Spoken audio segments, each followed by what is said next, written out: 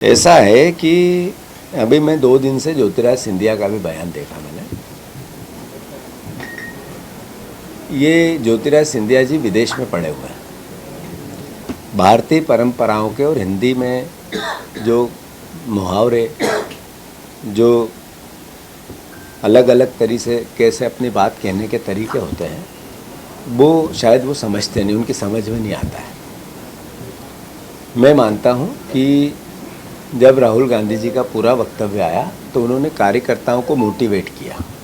उन्होंने कहा जो काम करेगा, जो अच्छा बहादुरी से लड़ेगा, पार्टी उनके साथ खड़ी रहेगी। एक और तरीके के लोग होते हैं जो सरकार का जब सत्ता आती है तब वो अपना व्यू बनाते हैं, पर वो पार्टी के ही होते हैं।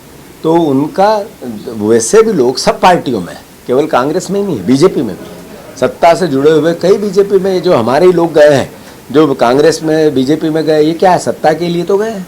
ज्योतिराज सिंधिया कोई वहाँ सत्ता नहीं होती तो बीजेपी में चले जाते क्या? मेरा सवाल है उनसे। यार इतने साल तो नहीं गए, और जब सत्ता हमारे पास थी, जब उससे पहले थी, तो वहाँ भी गड़बड़ हुई थी। तो कहने का अर्थ है वो भी इसीलिए गए। तो ये वो घोड़े हैं जो बारात में नाचने वाले, इसी उनके लिए राहुल गांधी जी ने कहा। तीसरा जो उन्होंने कहा, दिव्यांग होता है इंसान, उसका सम्मान है। उसमें तो मुख्यमंत्री जी का बयान आया था, दो हमने देखा अभी वीडियो। और जो कहावत है वो एक तरह से अपनी बात को कहने का तरीका है, उसमें किसी का अपमान नहीं। कई लोग किसी पार्टियों में होते हैं जो काम करना नहीं चाहते, न्यूसेंस करना सब पार्टियों में है।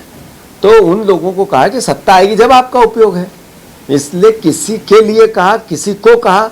ये भारतीय जनता पार्टी अपनी भावना बताती रहे। हमारे यहाँ एक एक सीनियर नेता सर का ताज है। मैं एज ए पार्टी की जिम्मेवारी कमलनाथ जी, दिग्विजय सिंह जी या सीनियर जितने अलग अलग जिलों के नेता हैं, रोज़ बात करता हूँ, उनका गाइडेंस लेता हूँ, उनके मार्गदर्शन में काम कर रहा हूँ। मैं उनसे अलग नहीं। मैंने हर बार कहा है मुझे पार्टी बनानी है सत्ता में लाने के लिए। एज ए अध्यक्ष जिम्मेवारी राहुल गांधी जी ने मुझे ये कहा है कि समन्वय करने वाला अध्यक्ष जिले का होना चाहिए, तो प्रदेश अध्यक्ष के लिए भी जिम्मेवारी है। अभी भाषण में कहा, सुनो उनका पूरा भाषण। तो मेरा ये मानना है कि बीजेपी उनका दायित्व निभा रही है।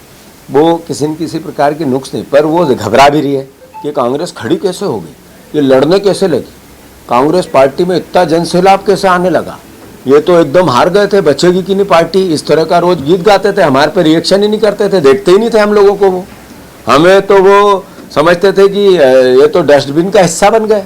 अब वो रिएक्शन करने लगे, यानी पार्टी सही तरीके से आगे बढ़ रही है। और हमें उनके सर्टिफिकेट की फिर भी ज़रूरत नहीं है।